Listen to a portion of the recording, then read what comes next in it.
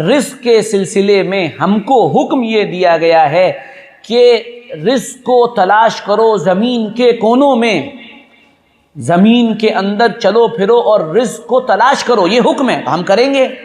نہیں جی، وہ تو جتنا لکھا ہوگا وہ مل جائے گا، تو پھر گھر پہ بیٹھے رہیے، انشاءاللہ کچھ نہیں ملنے والا ہے نا۔ اسی طرح رزق کے بڑھانے کے کچھ اسباب اللہ تعالیٰ نے بتائے ہیں۔ اب تو اس پر پوری کتابیں آ گئی ہیں۔ مولانا محمد موسیٰ خان صاحب بازی رحمۃ اللہ علیہ کی کتاب ابھی شائع ہونے والی ہے۔ اسی طرح ایک عالم دین ہے حضرت مولانا قمر الزمان صاحب دامت برکاتہم کے مجاز ہیں، گجرات میں رہتے ہیں، مانگرول میں، ان کی پوری کتاب ہے رزق کے خزانے۔ رزق کو بڑھانے والی چیزوں میں کچھ اعمال ایسے ہیں کہ اللہ رب العزت اگر اس پر عمل کی توفیق دے دے اور آدمی پابندی سے کر لے تو پھر معاملہ بنتا چلا جاتا ہے۔ ان میں کچھ اعمال کیا ہیں وہ میں انشاءاللہ بھی بتا رہا ہوں آپ کو۔ پہلے اس آیت کا ترجمہ کر لیں۔ ان ربک یبسط الرزق لمن یشاء ویقدر، تیرا رب جس کے لیے چاہتا ہے رزق کشادہ کرتا ہے اور جس کے لیے چاہتا ہے تنگ کر دیتا ہے۔ پریشان ہو جاتا ہے آدمی، جھک مار جاتا ہے، ہار جاتا ہے، زچ ہو جاتا ہے اور اس کو یہ سمجھ میں نہیں آتا کہ کیا کروں۔ انہ کان بعبادہ خبیرا بصیرا، عجیب و غریب اشارہ کیا قرآن نے۔ دیکھیے قرآن میں اگر اللہ توفیق دے رہا ہے آپ کو کہ آپ قرآن پاک کو سمجھنے کی کوشش کریں تو قرآن کی آیتوں کے آخر میں اللہ نے جو اپنے نام یا اپنی صفات ذکر فرمائی ہیں ان پہ ضرور غور کیا کریے۔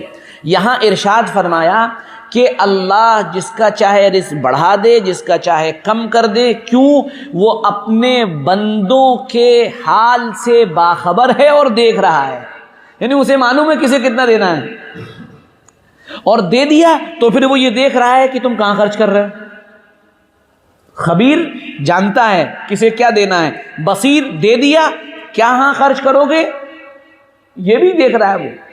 دیکھیے خبیر اور بصیر دونوں یہ فعیل کے وزن پر مبالغے کے صیغے ہیں۔ بہت سمجھتا ہے کسے کیا دینا ہے اور بہت دیکھتا ہے کہ دینے والے نے خرچ کہاں کیا۔ انہ کان بعبادہ خبیرا بصیرا، تو یہی تعلق ہے کہ اگر آدمی اللہ سے مانگے اور کچھ وہ چیزیں اختیار کرے جس کے نتیجے میں انسان اللہ رب العزت سے بہت کچھ پا سکتا ہے تو وہ بہت ہی کارآمد ہے، بہت ہی فائدہ مند۔ رزق کے سلسلے میں 3-4 چیزیں آپ کو بتا رہا ہوں، اور بڑے مجربات ہیں، ایسے مجربات جو تیر بہدف ہیں، ایسے مجربات جو آپ کو انشاءاللہ فائدہ دے کر ہی رہیں گے۔ پہلا عمل سورہ تغابن کا عمل ہے۔ عجیب و غریب صورت اللہ تعالیٰ نے اتاری ہے اور عجیب و غریب اس کے تجربات ہیں، عجیب و غریب اس کے فائدے ہیں، اور اس کا عمل یہ ہے آپ کی جو ضرورت، جو خواہش ہو، یعنی جائز خواہش ہو، اس کو آپ ایک پیپر پہ لکھ لیں، ایک سفید کاغذ پہ لکھ لیں یا موبائل پہ ہی لکھ لیں اپنے پاس، اور پھر ایک دن اس کو 41 بار پڑھ لیں، ایک دن میں 2 صفحے کی ہے، اور پھر روزانہ 2 مرتبہ 3 مرتبہ اس کو پابندی سے، خاص کر 3 مرتبہ پڑھیں تو زیادہ اچھا ہے، جتنا گڑ اتنا میٹھا، 5 مرتبہ پڑھیں تو اور زیادہ اچھا ہے، 7 مرتبہ پڑھیں تو اور زیادہ اچھا ہے۔ جتنا زیادہ پڑھیں گے انشاءاللہ اس کا نفع ہوگا، اور یقین کے ساتھ۔ بے یقین کو کچھ نہیں ملتا ہے، یقین والوں کے لیے ہی اللہ کے دروازے کھلے ہوئے، بے یقینوں کو کچھ نہیں ملا کرتا، یاد رکھیے گا میری بات۔ تو یقین کے ساتھ اس عمل کو کریں، ایسا نفع ہے کہ آپ اندازہ نہیں لگا سکتے ہیں۔ ایک بڑی دلچسپ بات بتاؤں میں آپ کو، ایک جماعت آئی ہوئی تھی گجرات سے، بڑودہ سے، ان کے ساتھ میرا کافی وقت گزرا، تو اس میں جب میں پہلے دن اس جماعت سے ملاقات کرنے کے لیے گیا تو میں نے ایک صاحب سے پوچھا کہ بھائی، سب سے پوچھ رہا تھا آپ کا نام کیا ہے، آپ کا نام کیا ہے، آپ کیا کرتے ہیں، آپ کا نام کیا ہے، آپ کیا کرتے ہیں۔ تو جیسے ہی میں نے ان صاحب سے پوچھا کہ آپ کیا کرتے ہیں تو وہ ایک دم سے بیچارہ رونے لگا۔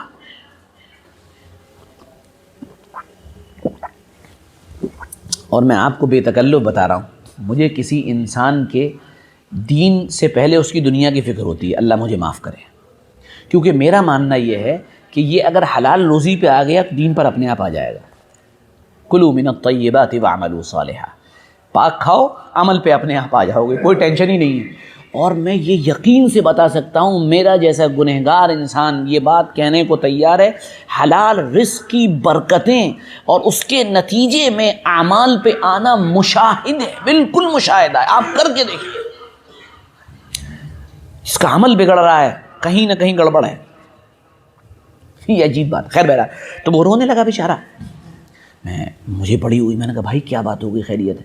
تو جماعت کے ذمہ دار نے مجھے بتایا کہ نہیں مولانا صاحب، اس کی مین مارکیٹ میں دکان تھی ایک آدمی کی پارٹنرشپ میں، اور اس نے اسے دھوکہ دے دیا اور دھوکہ دے کر اسے دکان سے نکال دیا، اور اب یہ بیچارہ اس حال میں آیا ہے کہ اس کے پاس کچھ نہیں ہے۔ میں نے کہا اچھا، میں نے کہا پریشان مت ہو، سورۃ تغابن میں نے اسے بتایا۔ آپ یقین مانیں وہ بیچ میں جماعت میں سے 20 دن بعد چلا گیا، تو جب جانے لگا تو مجھ سے کہتا ہے مولانا میں کل جا رہا ہوں، مجھے آپ کی جدائیگی کا بڑا افسوس ہے۔ تو میں نے کہا کیا ہوا، خیریت ہے؟ کہنا ہے الحمدللہ مین مارکیٹ میں دکان مل گئی، بس آپ دعا کر دو۔ اور اس نے پابندی سے جو بتایا عمل کیا۔ پھر میں گیا بڑودا تو مین مارکیٹ میں اس کی دکان تھی۔ میں نے کہا واہ بھائی واہ، تو ایسا مجرب عمل ہے سورۃ تغابن کا۔ اور ساتھ میں یہ بھی بتا دوں کہ جو آدمی سورۃ تغابن پڑھے اور کثرت سے اس کا عامل بن جائے، یعنی 41 دن تک اگر اللہ توفیق دے 41 مرتبہ پڑھ دے، اور جس نیت سے پڑھے، خاص کر رزق کی نیت سے، آپ یہ دیکھیں گے کہ بارش سی ہونے لگی ہے۔ اللہ کی طرف سے عجیب و غریب چیزیں، ناغہ نہیں ہونا چاہیے، یہ یاد رکھیے گا۔ اعمال کی مضبوطی استقامت کے ساتھ وابستہ ہے۔ ایک نمبر 2 دوسرا عمل، دیکھو ہلکے مت تلاش کرنا عمل، جتنا مضبوط عمل ہوگا، جتنا مجاہدہ ہوگا، فائدہ اتنا ہی ہوگا۔ ہاں، نمبر 2 سورہ لیلاف قریش 129 مرتبہ روزانہ رات میں سونے سے پہلے پڑھ لیں، برکت رزق کے لیے، حلال پاک روزی کے لیے بہت مجرب ہے، ہمارے بزرگوں کے معمولات میں۔ اگر یہ زیادہ بھاری پڑھ رہا ہو تو ہر نماز کے بعد 7 مرتبہ یا 11 مرتبہ پڑھ لیں، چلیے اسی پہ صبر کر لیں گے، لیکن جتنا گڑ اتنا ہی میٹھا ہے۔ نمبر 3 تیسرا عمل، 313 مرتبہ درود پاک، 313 مرتبہ استغفار، اور 313 مرتبہ قل هو اللہ احد۔ آپ اہتمام سے پڑھنے کا معمول بنائیں، انشاءاللہ آپ دیکھیں گے اللہ نے چاہا ثم انشاءاللہ کہ فرشتے آ کے دے کے جائیں گے، ایسے اسباب اللہ تعالیٰ بنا دے گا۔ چوتھا عمل، وہ بھی بہت زبردست عمل ہے، انا اعطیناک الکوثر، اس کا عمل انا اعطیناک الکوثر کثرت سے پڑھیں آپ، ہے نا، بہت مجرب عمل ہے۔ اللہ اس کی برکت سے آپ دیکھیں گے کہ بہت کچھ آپ کو دیتا چلا جائے گا۔ پانچواں عمل، یہ چوتھا عمل جو میں بتا رہا تھا، وہ یہ ہے سورہ مزمل۔ اللہ تعالیٰ نے رزق کے خزانے اس کے اندر چھپا کے رکھے ہیں، ہے نا۔ آپ کوشش کریں کہ سورہ مزمل 3 مرتبہ روز پڑھیں، اور اگر زیادہ ہی پریشان ہیں تو سورہ مزمل کو پڑھنے کا ایک خاص طریقہ ہے۔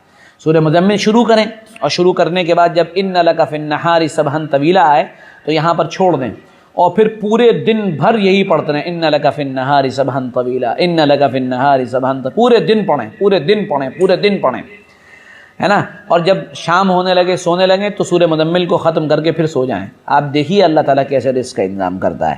اسی طرح ایک آخری عمل اور بتا رہا ہوں، استغفار کی کثرت استغفار گویا کہ رزق کے دروازوں کو کھولنے والا ہے۔ استغفر اللہ ربی استغفر اللہ، اتنی کافی ہے، 1200 مرتبہ پڑھ لیں، آپ دیکھیں یہ رزق کو کھینچنے والے اعمال ہیں۔